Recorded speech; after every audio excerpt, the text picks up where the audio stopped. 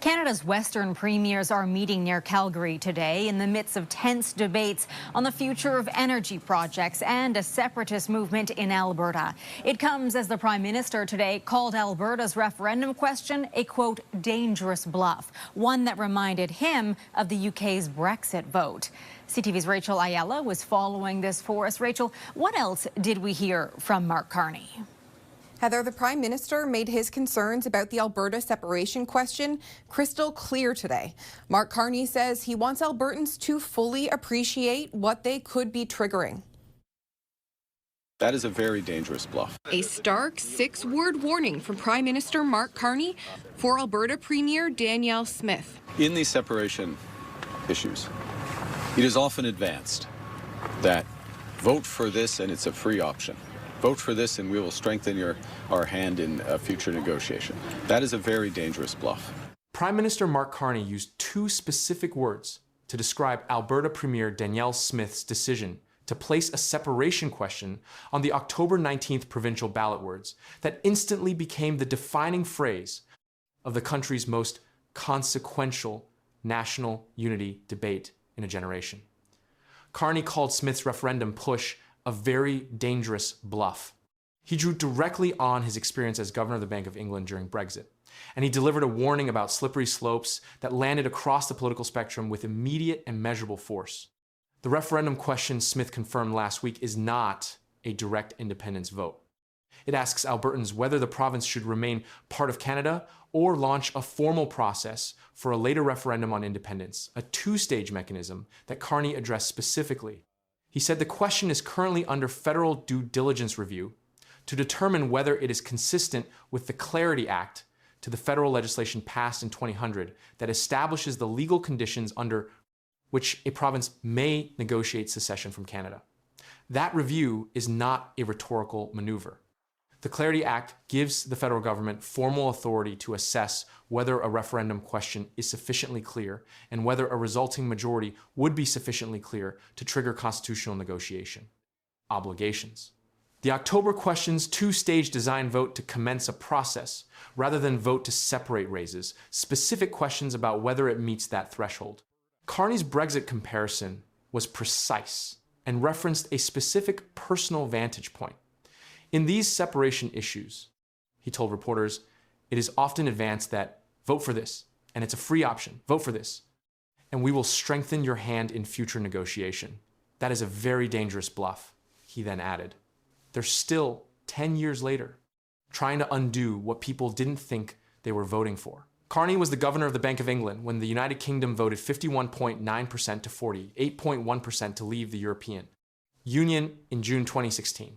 He managed the Bank of England's response to the immediate financial market volatility that followed, the result volatility that produced a 10% drop in the British pound in a single trading session and required emergency intervention by major central banks.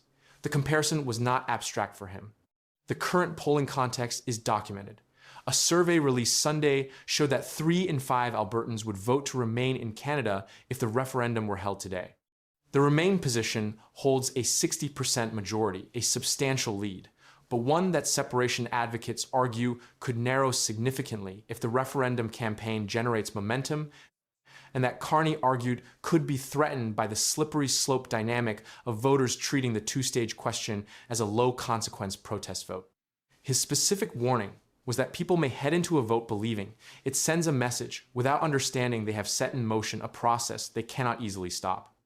Smith responded to Carney's remarks on Monday. In a statement, she said she agrees with the Prime Minister that Alberta should remain a province of Canada and confirmed she will campaign for the Remain side in the October referendum. She also told CTV Question Period that if the Remain side wins in October, she will listen to the will of the people and commit not to hold another later referendum on independence. That commitment, publicly stated and now on the record, provides a specific outcome pathway for the October vote. A Remain win closes the referendum question. Smith also wrote that Canadians should not dismiss the legitimate grievances of Albertans and called on all parties to focus on addressing the issues driving the separation sentiment rather than dismissing it. Saskatchewan Premier Scott Moe navigated the referendum debate from a position that acknowledged its political complexity. He told CTV Power Play that he would not tell Albertans how to vote, but described his own position directly when asked, 100% Federalist. He acknowledged the frustrations with the previous federal government's policies under Justin Trudeau as real and legitimate, then drew a distinction between that historical context and the current situation. That's all in the rearview mirror, Mo said. And if we keep looking in the rearview mirror, I think we'll become increasingly frustrated. And as you look out the windshield, we're seeing something quite different from this Prime Minister. He said Carney has greatly elevated Canada's credibility on the global stage and pointed to the Calgary Pipeline Implementation Agreement, signed on May 15th, which Carney and Smith both attended as evidence that the federal-Alberta relationship has moved in a materially different direction than the one that produced the separation momentum in the first place. Conservative leader Pierre Poilievre, who represents an Alberta riding, stated his position without ambiguity. He and his caucus will be in Alberta campaigning for the province to remain in Canada. I'm a strong Canadian federalist, a proud Albertan, and a proud Canadian, Poilievre said. I want a strong Alberta within a united Canada, and all Conservatives will be campaigning for Canadian unity in Alberta. Conservative MP Michelle Rempel-Garner, also representing an Alberta riding, pushed back against Carney's Brexit framing, accusing him of using an irresponsible tone by comparing the Alberta separation movement to Brexit, and calling on the federal government to project hope rather than fear. She said, the deep and real frustrations of Albertans need to be addressed rather than dismissed. Bloc Québécois MP Christine Normandin stated that the federal government has no standing to weigh in on the referendum question, that the decision belongs to Albertans alone. The Clarity Act review that Carney referenced has specific procedural implications. If the federal government determines the referendum question does not meet the clarity threshold required by the Act, Parliament is not obligated to treat a yes vote as triggering constitutional negotiation. The two-stage design of Smith's question asking whether to commence a later referendum process rather than asking whether to separate is exactly the kind of ambiguity the Clarity Act was designed to address.